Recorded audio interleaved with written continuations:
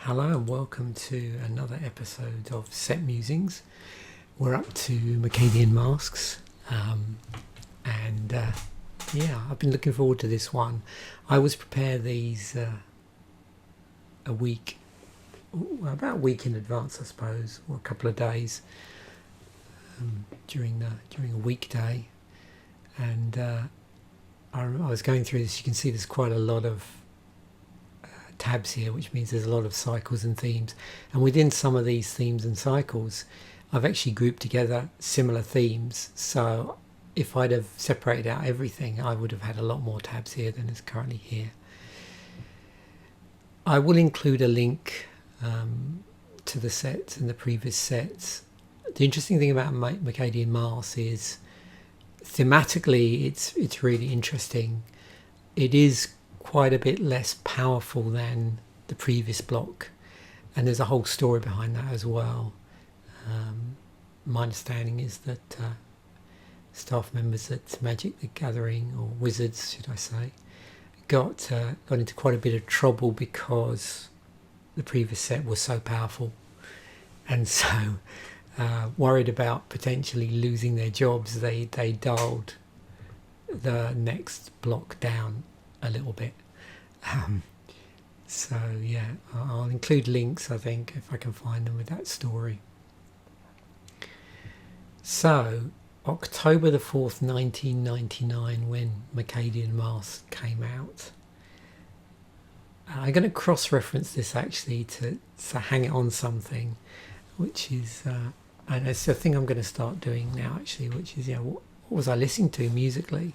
One of the interesting things that probably most people don't realise about this channel is the reason why it's called Toxic Music 79 is the channel was originally, I'd planned on doing vlogging about music.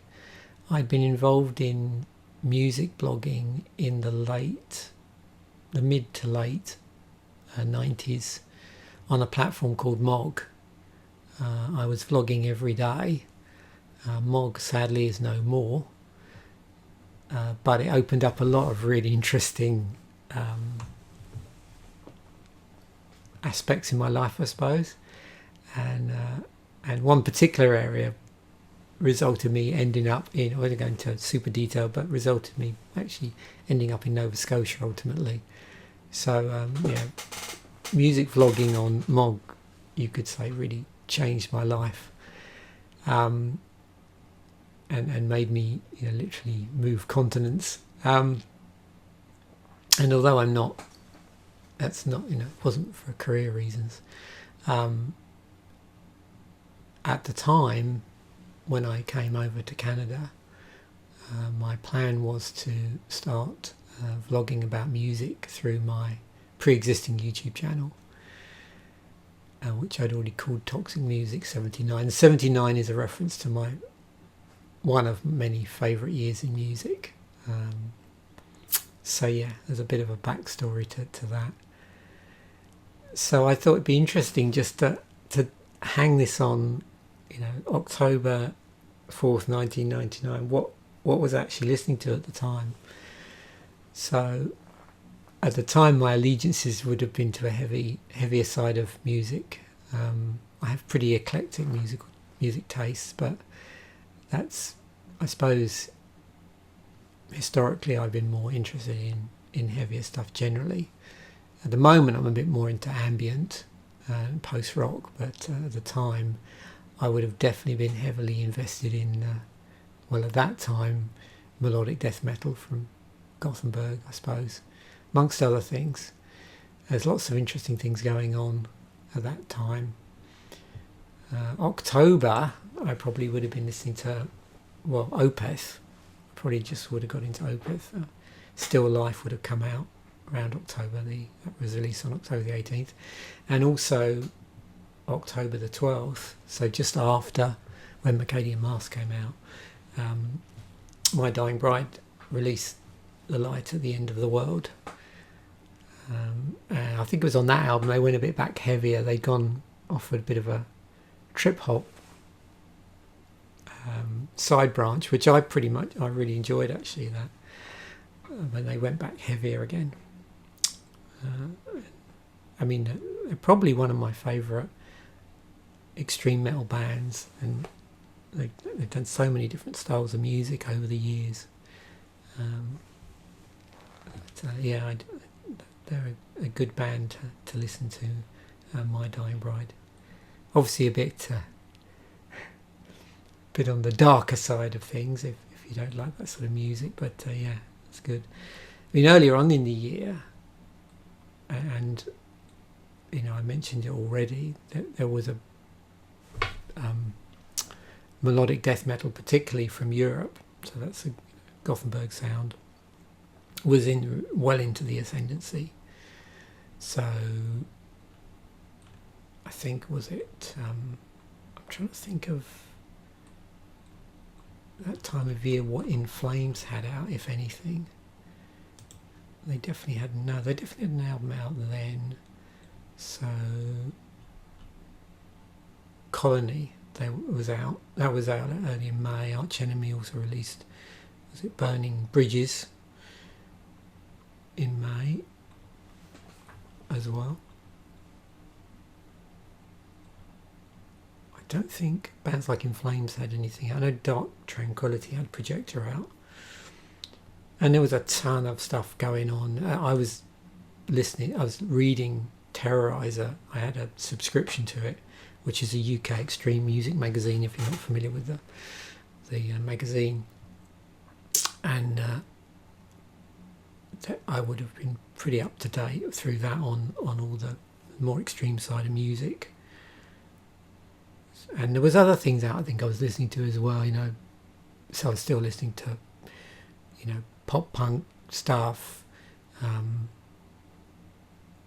and but also bands like AFI would still a bit more hardcore back then, so they would have, was it Black Sails in the Sunset, I think it was the name of the album, that came out in 1999. I think the All Hallows Eve album EP had just come out actually around the time that Mercadian Masques was released. And then there were other bands that year, had bands like Nevermore, Dreaming Neon Black. That was out.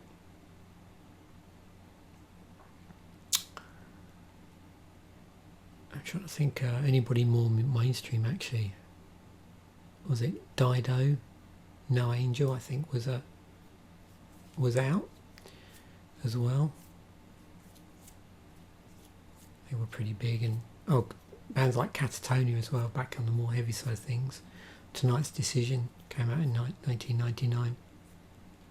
And Anathema's Judgment, which is a really good album, which was on their way, I suppose, to getting a bit more, you know, dialing back the heaviness a lot more. I mean, they were still pretty heavy at that point, but that was sort of part of their progression. And then Ulva had that strange 99, that strange sort of trip-hoppy album, themes from William Blake's The Marriage of Heaven and Hell.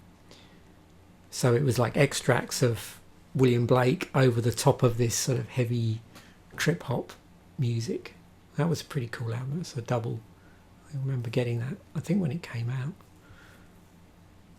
So yeah, a ton going on musically. Anyway, let's get back to the, before I go completely down a musical rabbit hole, let's get back to Mercadian Masques while we're here.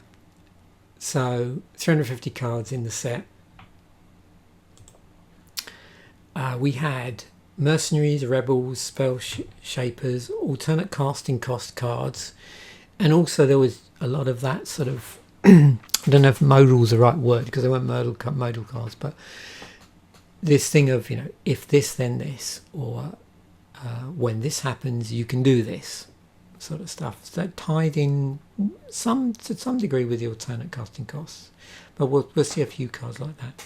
There was a group of cards, particularly within Rebels, and I'll go through them and show you some other cards that exhibit the same mechanic, which is Recruiters. There was also Depletion Lands and Storage Lands in there as well. Although there was a lot of themes and mechanics, I'm not sure that there was any new to the set keywords or ability words. There would have been keywords and abilities in here, but not ones that were specifically new to the set, I don't think anyway. So we'll come back to the set as a whole in a moment. Another cool thing actually, before we start going down the cycles and the themes route, is, I've mentioned this before, we were getting a sort of, I'm looking for the right words here, but there was a further consolidation in the artwork that we were seeing, where there was more sort of artwork consistency. Yeah, I suppose that's more what I'm looking for. It's a bit more consistency in the artwork and uniformity. It was all sort of coming together.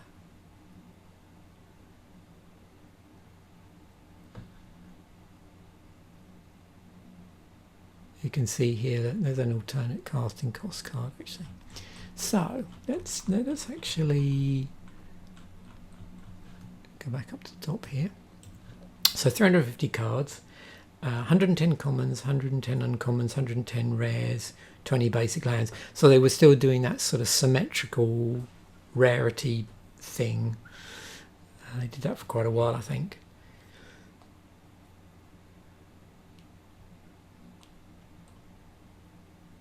I'm just checking to see on my notes whether there's anything else I need to worry about. I don't think so. I mean, in terms of the marketing, at this point they were doing tournament decks, so 75 card tournament decks, 15 card boosters. There was the 4 precons, which I'll touch on at the end. And there were those full finished, I don't know if I'd mentioned this before, but the full finished premium cards in the booster packs. And I believe it was the first time that basic lands were foiled. So you could essentially build an all foil Mercadian Masques desk if you felt so inclined. The fat packs at the time, which went on to be what they now call bundles, were interestingly composed. They had like 3 boosters, I believe, a tournament pack, 2 premium cards, and like this magazine pull-out section and a novel. And interestingly enough, because we've seen that again now with bundles, I believe they didn't have a guide in that set. There was no set guide, like no official guide. And what I'm talking about, that, sorry, dull back a bit. I'm not talking about the set encyclopedia. There's a separate guide that was released, which I think I've mentioned in Urza Saga. So up to that point, they'd been doing these set guides, which you could purchase independently of the actual of the bundles that they were doing.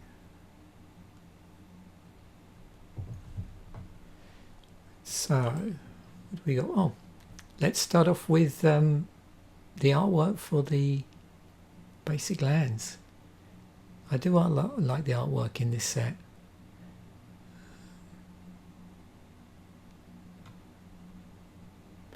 There was a point, and I don't know if this case is now, where I remember looking at the Urza lands, and at the time, it wasn't that long ago actually, they were quite expensive for basic lands, which often happens in some sets.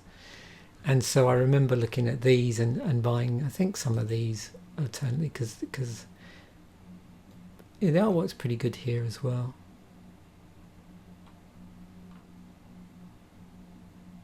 So 4 of each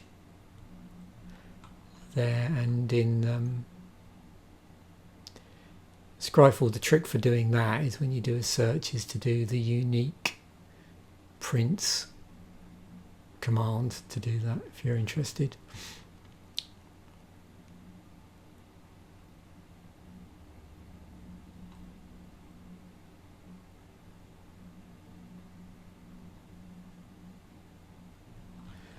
Okay.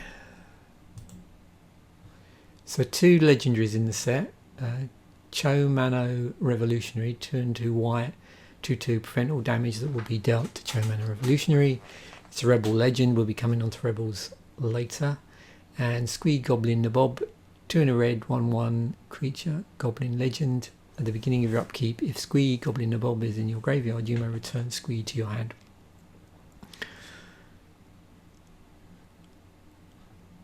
I'm just going to look because, yeah, so I did know this was reprinted in 10th edition. And Squee turned up in the Commander set. And in 10th edition as well. Different artwork there. Okay, so I mentioned about Mercenaries. So this was a creature subtype in the set.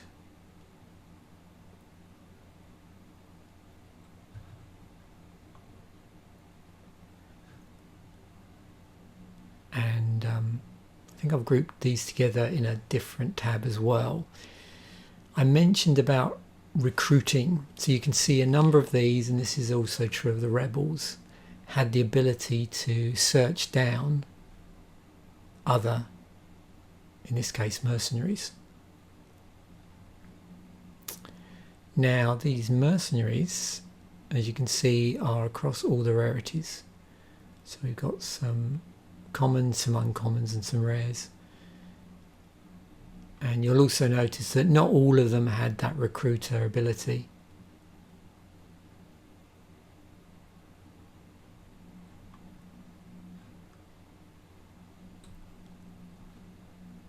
But it looks like, I don't think there was any.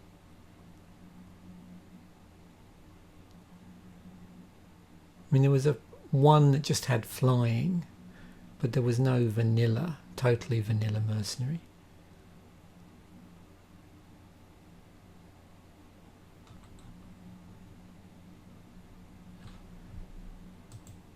So as we're talking about mercenaries, we should also talk about rebels. There's Cho Mana. Rebels were in white. Again, I don't see any vanilla ones. I see ones with like this one here. Oh, hang on, no, I'm wrong. There you go. Fresh Volunteers was a vanilla rebel. One with trample on here. Just make sure I didn't miss something there and I wasn't looking at reminder text. No, so they will have some sort of ability or keyword on them. This one is a vanilla 2/2 for 2. So we have a rebel bear. And you can see a few of these have that recruiter ability, where you could search the library. So what they were doing is you can see here there was like an uptick. So Ramosin Commander 2/2 white.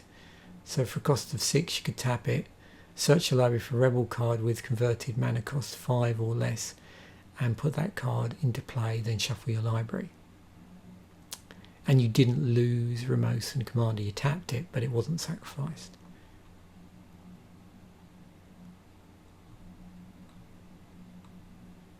And as you can see, you know, each of these, the rebels and the mercenaries had a recruiter with sort of top of the pile, if you like. You know, it sort of maxed out the mana investment and the mana cost of the converted mana cost of what it could search out.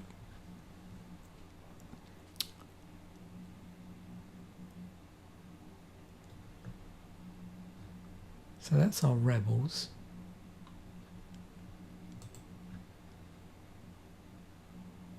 And this is, I just grouped these together so you could see them all together. So this is all, now I put these at the bottom here. In terms of recruiting, it's really these ones, the rebels and the mercenaries. But there were a few other cards that did do a bit of searching for other things. So you could argue that these were more tutors than recruiters. So to me, that's probably the difference between, say, a tutor and a recruiter. If you look at the template on here, there's probably more subtle, more granular differences, but I just wanted to show the compare and contrast here. So we've got Hard Giant. When it comes into play, each other player may search his or her library for a land card. So what that was doing is actually was letting your opponent search out. And this sort of card also crops up elsewhere in the set. We'll see in a moment what I mean. There was a cycle of these cards. But my point is, apart from the recruiter abilities, there were other abilities that searched out things that weren't recruiters, or searched out stuff as a... Again, it gets into this area of alternative casting costs, or where there's this sort of downside. You get this powerful creature, so you've got a 4/4 for 4, but there's some sort of downside to it. And again, we're not in Urza's block, so in Urza's block we would probably be getting a 5/5 for 4 or something stupid. So a Howling Wolf. So here, this is interesting. So you can see what this is a premonition of, I suppose. So when it comes into play, you may search over for up to 3 Howling Wolf cards, reveal them and put them into your hand. If you do, shuffle your library. When Silverglade Elemental comes into play, you may search your library for a forest card and put that card into play. If you do, shuffle your library. And Silverglade Pathfinder, 1 and a green, discard a card from your hand, search your library for a basic land card, and put that card into play. Tapped, and shuffle your library. So yeah, so here it's a bit clearer to see the difference between, say, a recruiter and a tutor type card.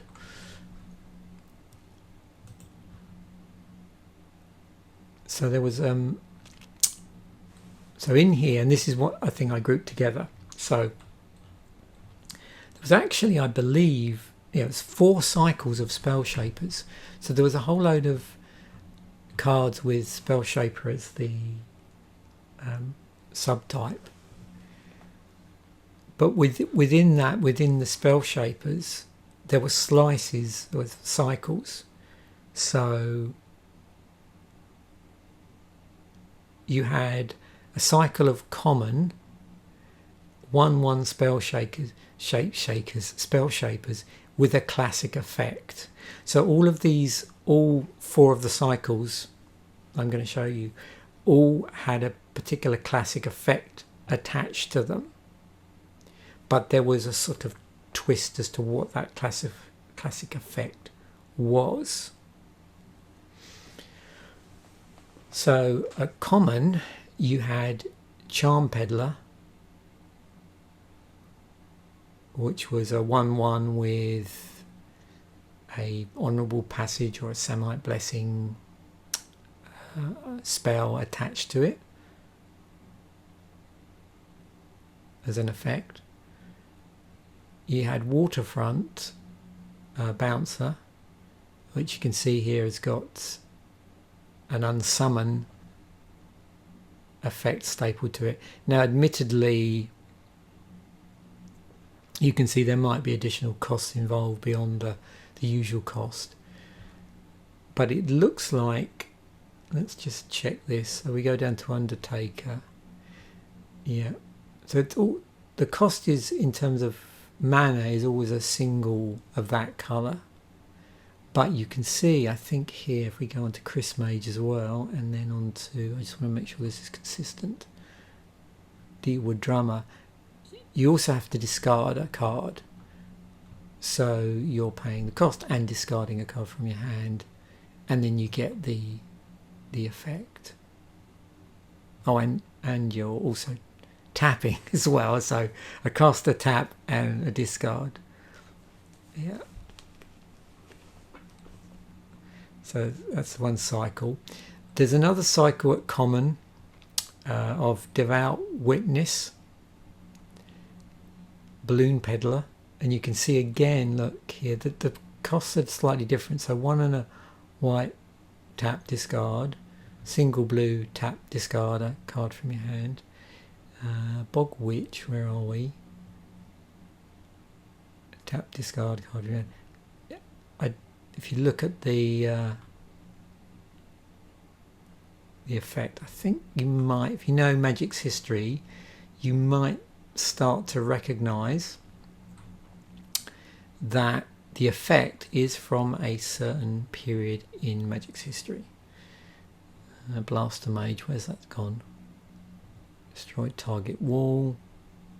And then finally, where is it? Rushwood Herbalist, there you go.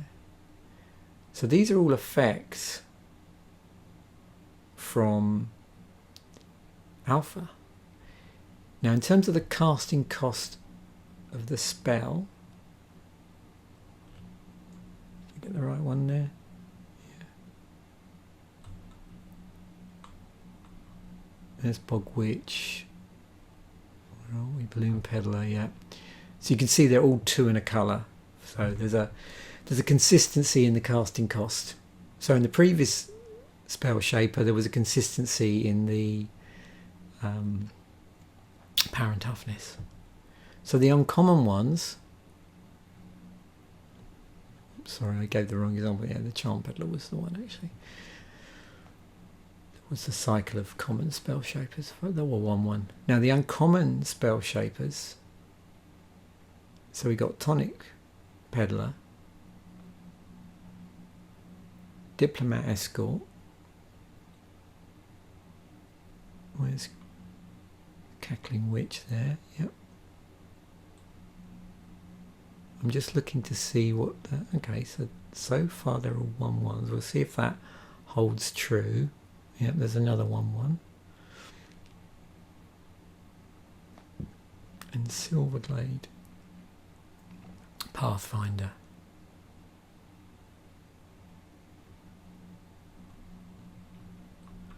So again they have a spell attached to them.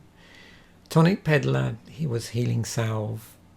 Diplomatic Escort was an intervene-like spell. Howl from Beyond for Cackling Witch.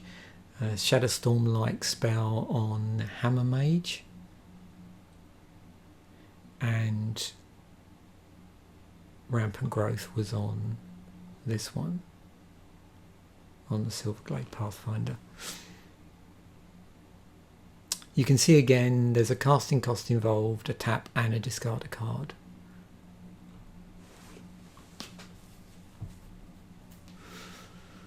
I think that's the case with all of them. In the previous cycle, I don't know if I mentioned, but the spells, the classic Alpha spells were Disenchant, Jump, Dark Ritual, Tunnel and Regeneration. That was stapled onto those. And then there was a cycle of rare Spell Shapers. So Charim Alchemist. So you're starting to see a pattern here. You know, the creature has obviously a casting cost on it. Then there's a activation cost, which normally it seems to be a cost, a mana cost plus tapping and discarding. And I think that's true.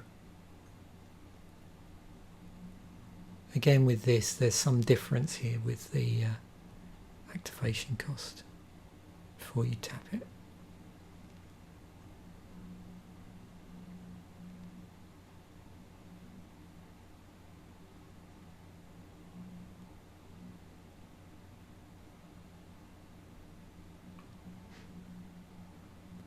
Where's Seismic Mage? There you go. And then finally, it's easy to see on this one actually. Yeah, Dawnstrider.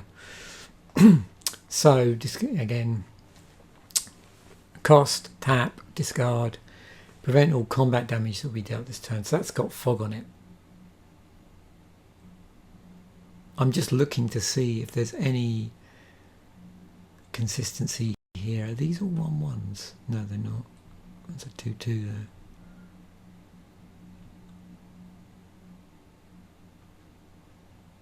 Yep.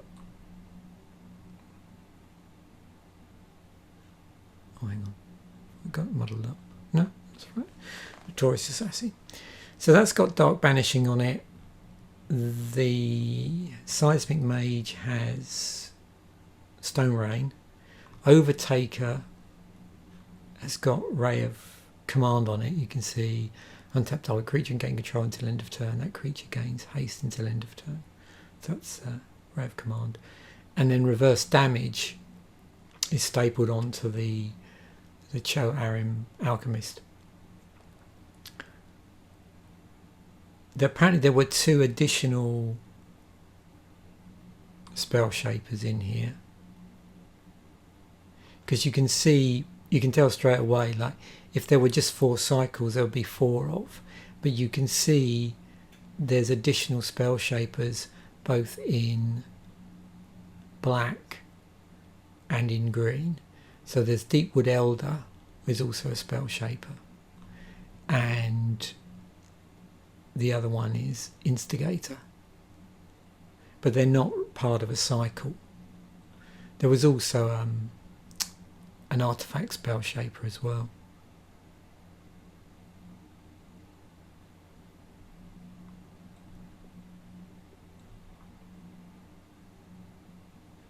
But again, you can see cast, tap, discard.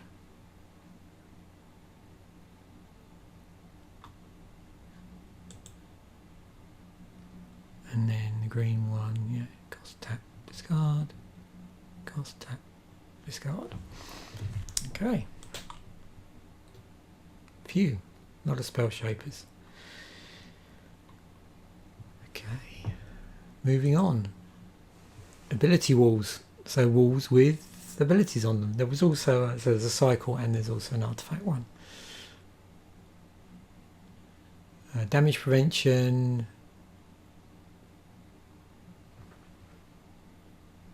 Pinger. Discard. Gives a creature haste. Mana. And gives a target creature +0/+4 and is a 0/4 wall itself. Obviously these can't, and they're all, well, no, saying they're all, so we've got what, 4 here and 3 if you just the cycle, 0/4, and then the other 2 are 1/3s.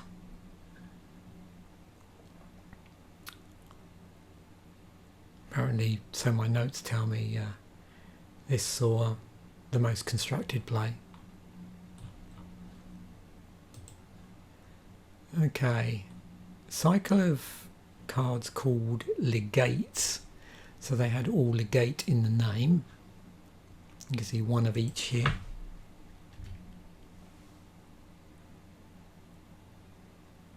So they could be played for free if an opponent controlled a land opposite to the creature's own colour alignment.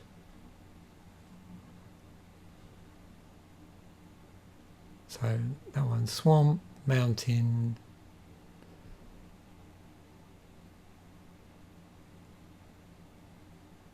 but also what you control. So an opponent controls a swamp and you control plains, where you would do if you had cast this. Mountain and island, forest, and you control the swamp. Like, of course, unless you'd been, one of your forests had been stone rained using that other ability, of course, yeah, before we had a chance to activate this. No, actually you couldn't. Could you do that? Would they be able to do that at sorcery speed? I don't know, I think it's speed. I think. Yeah, I'm just trying to think of a situation where you'd be trying to play this, you'd have a swamp in play, and then suddenly you wouldn't have a swamp in play. So, yeah. Yeah, I suppose it is possible.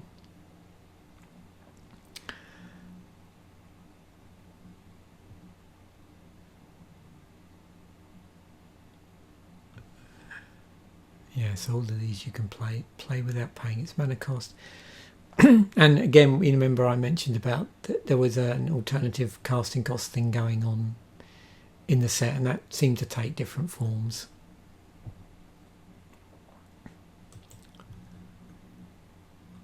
There's a cycle of mongers. If they had any fishmongers, but I don't think so. Wishmonger, that's probably the closest. Wishmonger, Salemonger, Scandalmonger, Warmonger, and Squallmonger.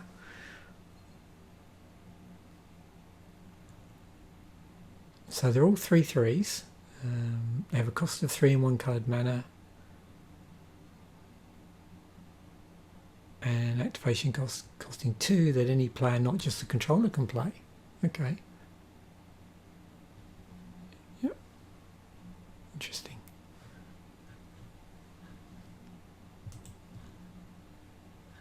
So I believe this cycle is called Unwilling Creatures. You can see I had fun trying to lock in on this.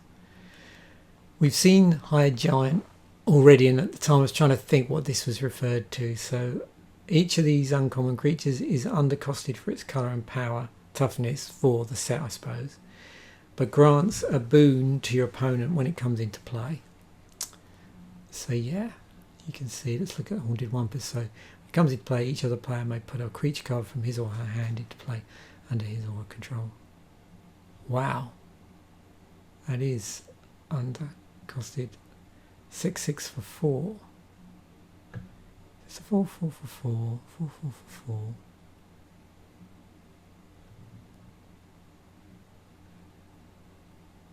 Four for 3. 3/3 for 4 with flying.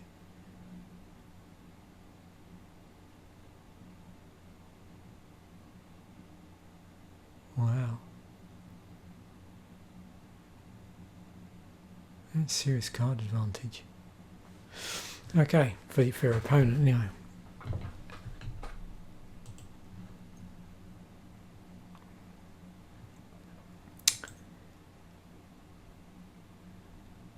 Instantments. So we've come across this before, I think, where they play around with the templating on an enchantment, and it might behave in a slightly different way. So these ones, you can play these anytime you can play an instant. So yeah, enchantments. Each of the common aura enchantments with enchant creature has flash. Flash it hadn't been keyworded at this point. And these all bestow, because they're auras, something onto bestow's a bad word to use it, because it's, but you know what I mean, they impart something on the enchanted creature. So was it Tiger Claws, +1/+1 trample, Flaming Sword, +1/+0 first strike, enchanted creature +2 -2, flying for buoyancy. And this one's interesting because you have to choose a colour when it comes into play, and enchanted creature's protection for the chosen colour. This effect doesn't remove Chomana's blessing.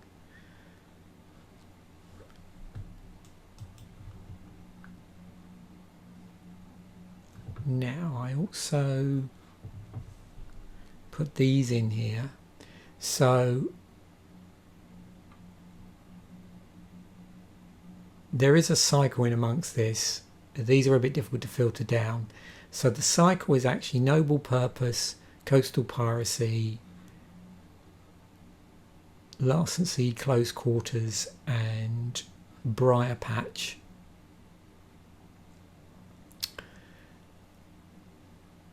And you can see they're all whenever a creature you control, and then something. So each of these, they're all uncommon and has a triggered ability that affect creature combat. So 3 of them trigger off of combat damage, 1 triggers off a creature becoming block, and another triggers off a creature attacking. So there is a different in what triggers them. But they all have an effect and some capacity on creature combat. So Noble Purpose, Coastal Piracy, Larcency, Close Quarters, and Briar Patch.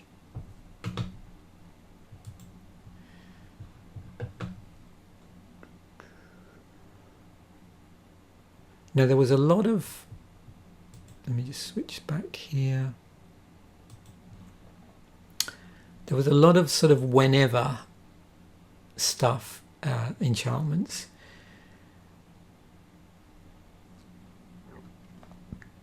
you can see here.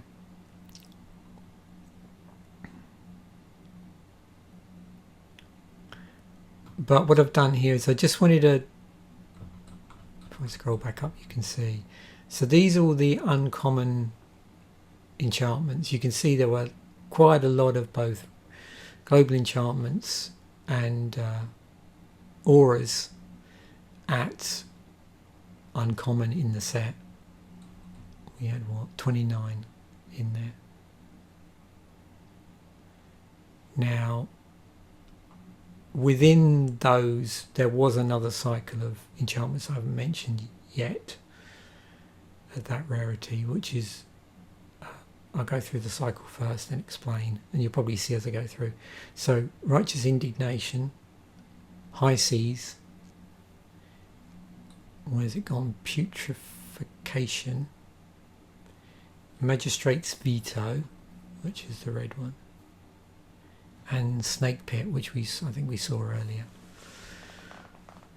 And with these they punish their two enemy colours, so the spell effect provide effects that punish their two enemy colours.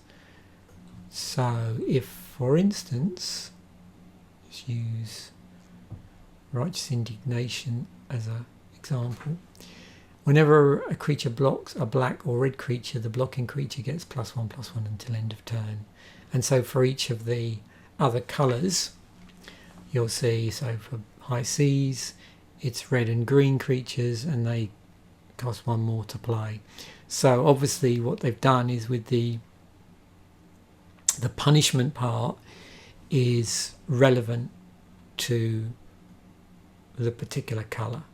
So with Putrefaction it's discard, it's a punishment. With Magistrate's Veto it means that white creatures or blue creatures can't block. And for Snake Pit it's going to give you a 1/1 green snake creature token to do that. But as you can see, you know, in addition to what the other ones we've seen already, there were quite a few enchantments at uncommon, and not all of them were parts of cycles.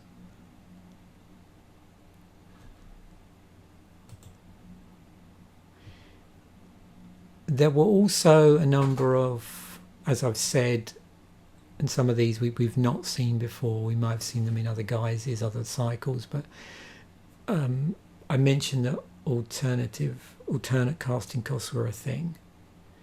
So there were basically, beyond, you know, you can see here all of these are alternate costs in some capacity, but there were two distinct cycles, I believe. So let's see if we can pick them out. So Orient's Curse, and these look like, we'll see, I think these are common. So Orient's Curse and Ramosan Rally in white, Gush and Tidal Bore, and actually technically Thwart as well. So the number of cards in this cycle varies based on colour. So in black you have Rouse, Snuff Out and Del Raish, and you can see as well they're all, they could be instants or they could be a creature. And then you've got Invigorate in green and Life Grant there.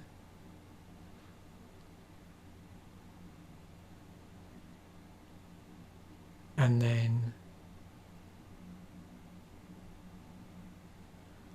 what's the one I missed? Crash, Thunderclap, Pulverize.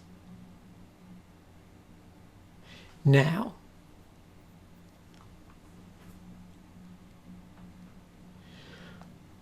so what's the common denominator? Because when I go through them like that, it can be a bit difficult to see. So we've got Orient's Curse, Remote Rally. You can see if you control a plane. So The spells can be cast with a non-mana cost if you control a basic land of the corresponding type, and the alternate costs vary between colour and sometimes inside the colour as well.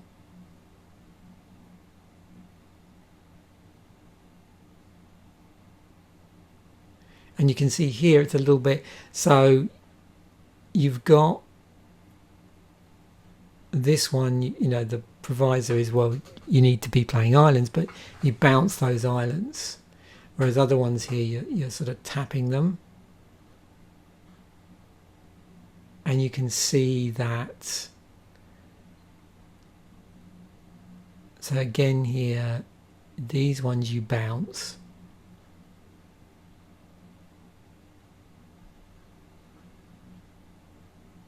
This is an alternate casting cost as well, misdirection, but it's not based on you having land, it's based on you having a blue card.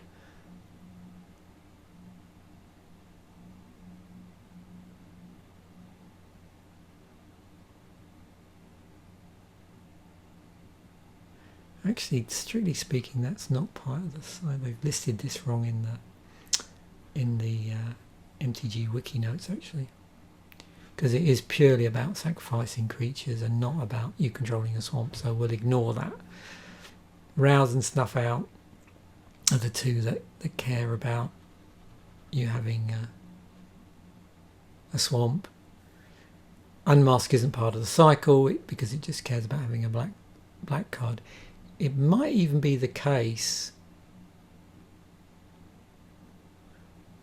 Yeah, there, look, so misdirection. So it does look like we've got a cycle in here, maybe, that oh yeah, there's a cycle of, pitch spells, that's it. There's a cycle of pitch spells at rare. So that was the other thing in here. I knew there was a reason why I had these side by side. So you've got alternative casting costs based on basic lands, and then ones that are based on you pitching a spell. And the pitch spell ones are at rare. So there's a lot going on in this set from that point of view.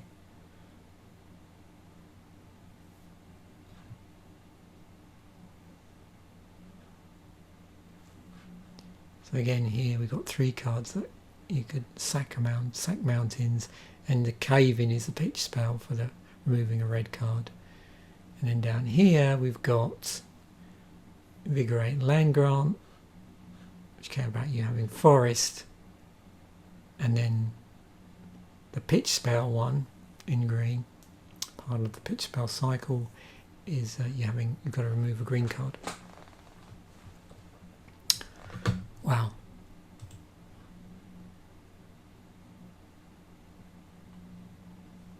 And there I did isolate them just to, as you can see that, so those are just the pitch spells on their own.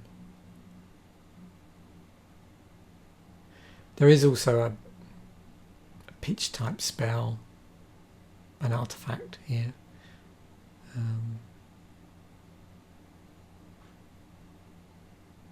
Beginning of upkeep, you may remove a top covering library from the game face down.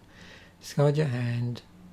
Okay, so go back into your hand. Okay, that's interesting. So it's not quite the same thing, but yeah, there's a ton of interrelated stuff going on in this set, as you can see.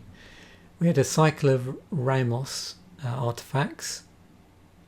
So 3 to cast, tap, add 1 of the appropriate mana to your mana pool for whatever it is. So what's that? White 1, blue 1, black 1, red 1, green 1, and you can sacrifice it and add 1 white mana to your mana pool.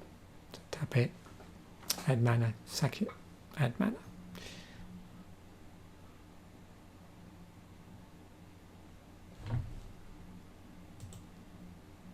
Okay.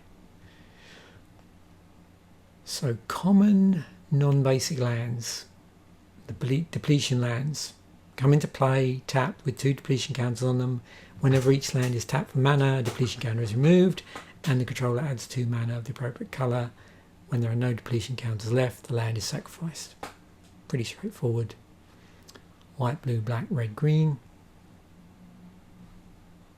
Interesting bordering on here, around there. and cycle of lands are uncommon, and I've included the colourless one here as well, uncommon. So these were storage lands, come into play tapped, and can be tapped either to add one storage counter to it or to remove any number of storage counters to add the amount of coloured mana. They're very similar to storage lands from Fallen Empires. Actually, that's where we've seen those before. So you basically have a choice. You either add storage lands or you remove storage lands, and then you get your storage lands, storage counters, or you remove them and then you get the appropriate mana for the number of storage counters.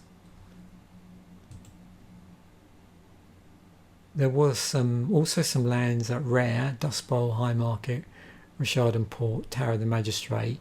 You will notice they weren't really a cycle. They all tap for colourless mana, and they had an additional ability on them. So Dust Bowl, use it. You can 3 sack a land, destroy a target non-basic land. High Market, sack a creature, you gain 1 life. Richard and Port, 1 tap a target land. And Tower of the Magistrate, 1 tap, target creature gains protection for attacks until the end of turn.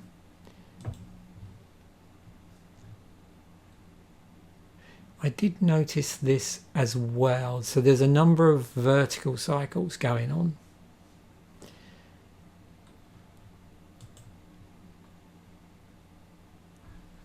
So we have Cateran recruiters. I mentioned the recruiters earlier. So there was a vertical cycle of mercenaries, and you would have seen these before because we did look at all the mercenaries, but it's a little bit clearer here in terms of the recruiters.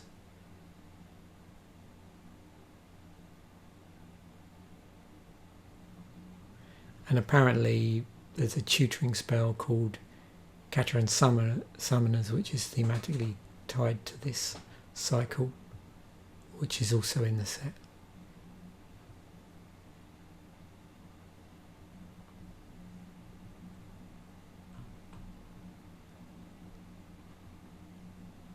And that's not a creature, so let me just make you can see that. There you go. Search your library for a mercenary card, reveal that card, then put it into your hand, then shuffle your library.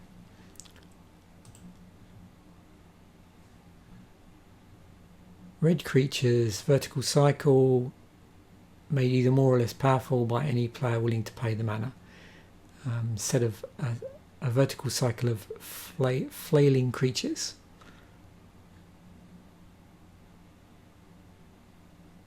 Colourless mana, so makes it a lot easier when opponents have to pay for it. So anybody can pay for that.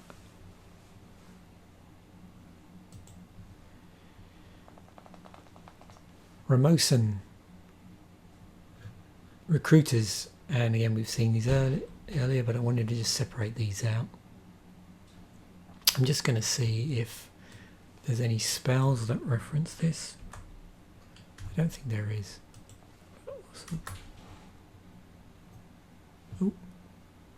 Oh, my mistake, sorry, yes, I forgot. Ramosan Rally, yeah. Creature you can get +1/+1 until end of turn, with an alternative cost on it, so yeah. But it wasn't like the catering recruiters where this is a tutoring spell. It's a pump spell. Or sorry, a recruiting spell. It's a pump spell.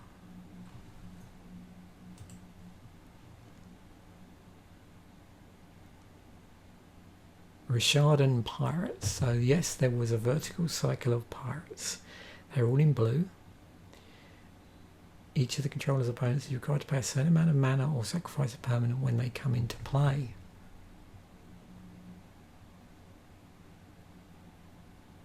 Apart from the airship, ignore the airship. So these ones, there's the common, there's the uncommon, there's the rare.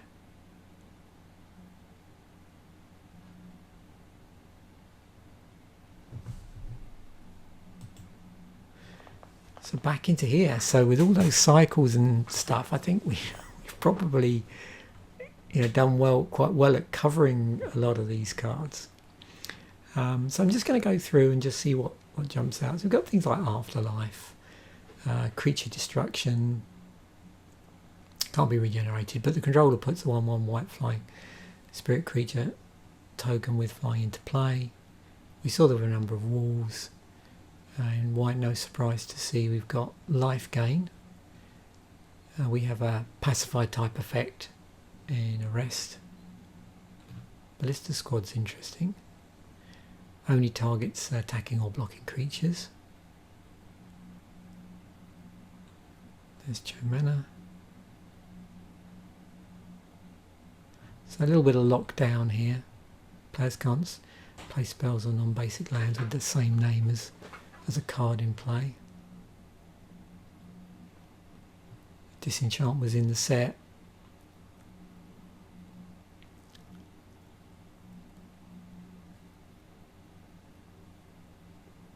Remember again with this, core sets came out every 2 years at this point, so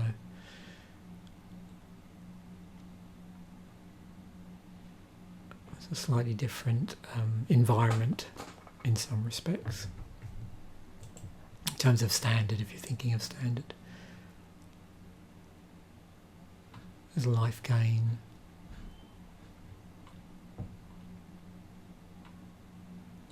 Damage prevention. More life gain.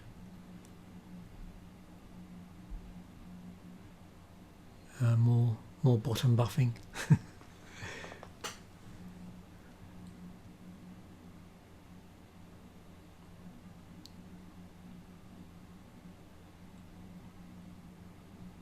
Yeah, again blue. We're moving to blue now. We've got Brainstorm was in the set, and we've got Unblockable.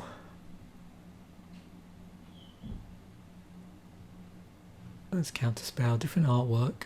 I really like this artwork actually from this set. I'm not sure, because obviously this has been reprinted multiple times. Let's have a quick look. I think that was the only set that was used in.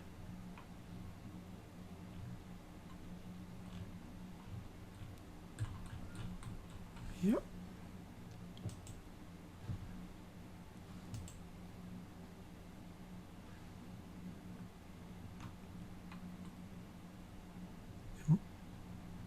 Drake Hatchling. I think I play its ability only once. It's Gush, we saw that earlier.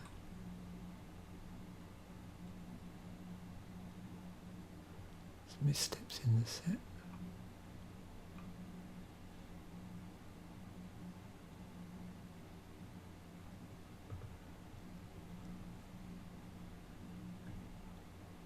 Pretty cool artwork.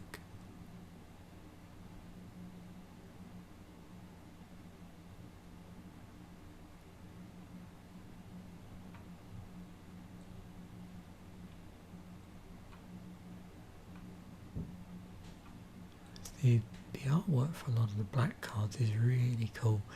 Also, Dark Ritual was in the set. I didn't look to see actually for those spells we were talking about earlier, which had classic spells stapled to them, whether or not there was also the appropriate spell and it's a standalone form. I didn't actually check to see that was the case in the set.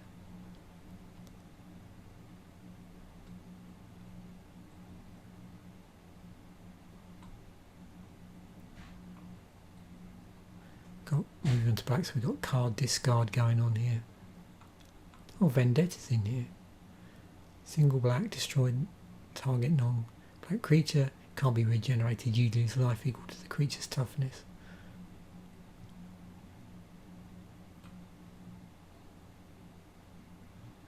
Got Brawl. Has that ever been... No, I think it had. And again, you see similar effects on other spells. Oh, Cinder Elemental. I'm sure I have that in some sort of elemental deck. Interesting. interestingly enough.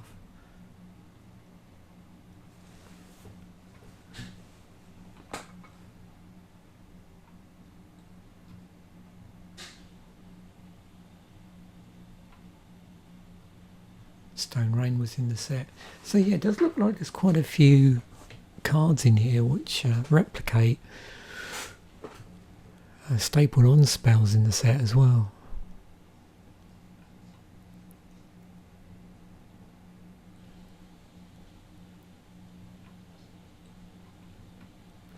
This is going to be interesting when we do the episode of the deck girdle for this set, actually. What's this? 5 green for a 4/4 with counters. Okay, so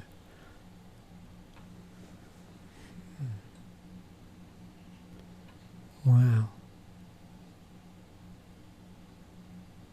Oh, there's Tranquility in the set as well. That's been, yeah, as you can see, reprinted a few times. There's a Magic the Relaxing video, I think, with that as my card. Got a few artifacts as well.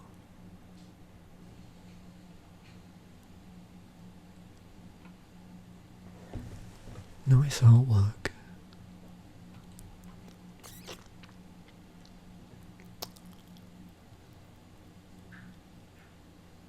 Shuffle target creature in play you control into its owner's library. Interesting. Oh, Power Matrix, of course, was in here. I do like this card.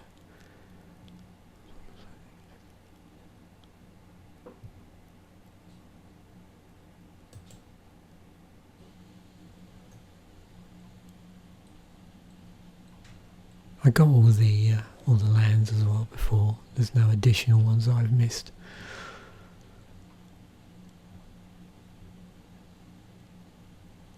I'm always on the lookout.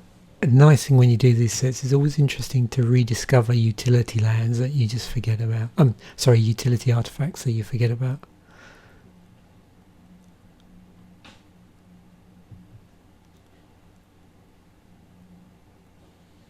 Interesting. So reveal a creature card in your hand. Search your library for a copy of that card. Then okay. So you can see the set generally. There's lots of recruitment and tutoring going on in here.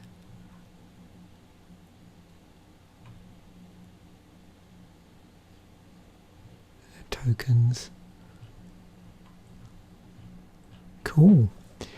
Okay, so price wise, most expensive card in the set, Rashad and Port. It was reprinted in Masters 25 actually, but all the other times it looks like it's just been in World Championships decks and as a gift card. $74. Food Chain. Okay, so this is a card I'm not super familiar with. Exile a creature you control. Add X mana of any one colour, where X is 1 plus the exiled creature's mana value. Spend this mana only to cast creature spells. Bribery. Didn't make it to 8th edition, but that's the only time it's been reprinted in a regular set. Search target opponent's library for a creature card and put that card into play under your control. That player then shuffles his or the library. So we're looking around the 40 bar. Oh, there's Dust Bowl in here. Yep, we saw that earlier. Unmasked. So that was from the Vault Lore.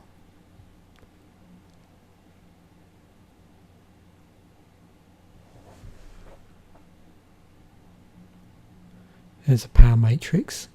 $11. I think that's gone up quite a bit from when I bought my copy. I think I might have one copy of this somewhere. Pretty sure I do.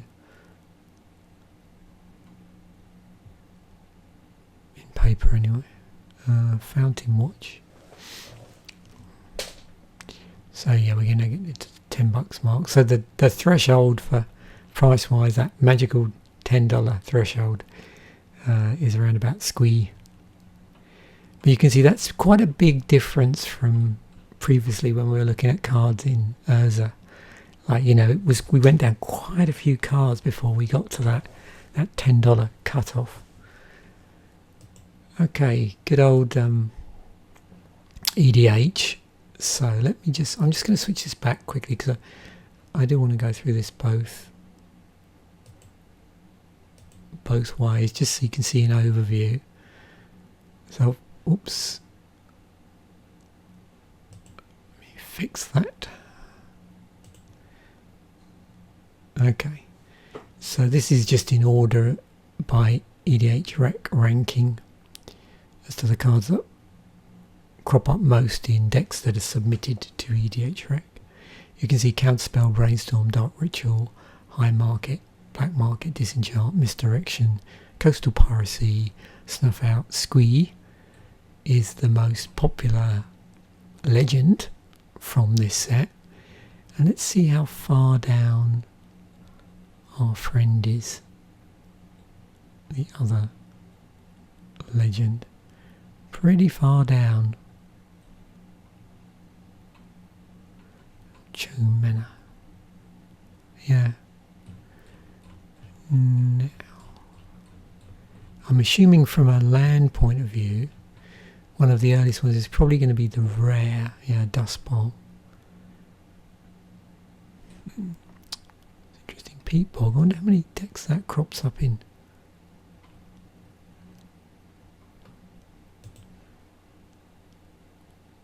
I'm always interested with these depletion lands, how popular they are.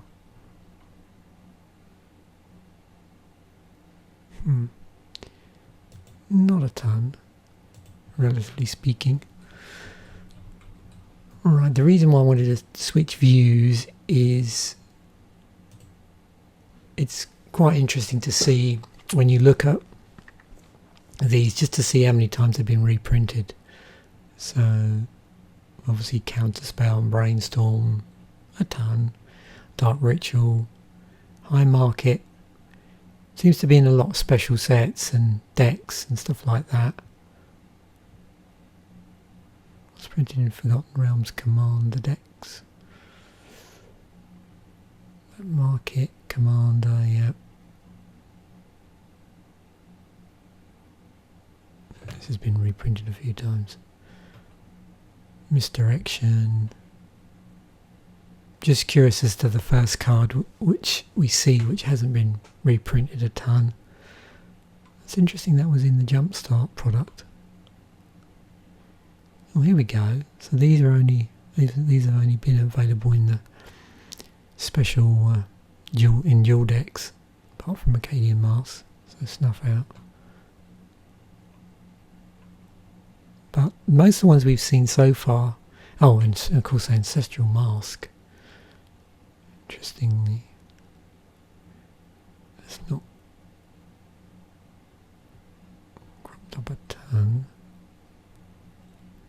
Yeah, but those early ones you can see definitely been reprinted in several Commander products, actually.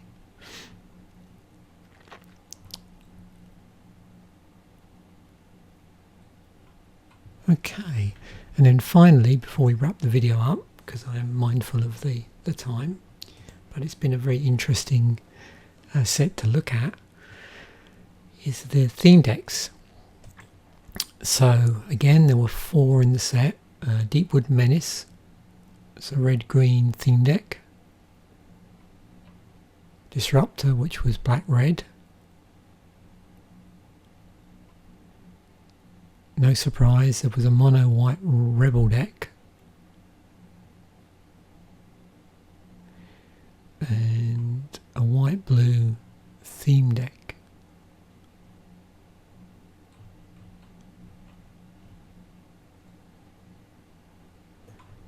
I am feeling rather drawn to... So I'm already thinking about an upcoming Commander fodder one. So it looks like at this point